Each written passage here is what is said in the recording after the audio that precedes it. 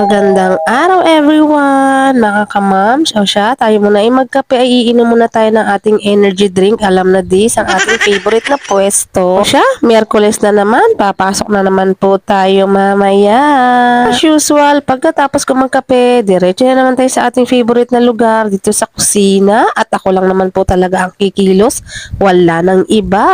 Charis. Panghapon nga ang aking papatsa, kaya lulutuan ko siya ng kanyang pagkain. Luto na lang ako ng beef loaf at nagsangag na lang ako ng leftover naming kanin at marami pa nga. Ito na muna ang kanyang umagahan at mamaya siya nang bahala. At magluluto lang ako ng saging na saba. Ipiprito ko lang at dahil may mga ilan-ilan na hinog na nga. Bigyan lang natin to ng konting asukal mga mi. Okay na to, pang almusal din. Sadyang napakabilis po talaga ng araw ngayon. Biruin nyo, Miyerkules na naman at magfe-February na nga. February daw ay araw ng mga puso. Kaya ba may mga kadate ngayong Valentine? Kasaluhan nyo muna kami. Kapilang naman ako at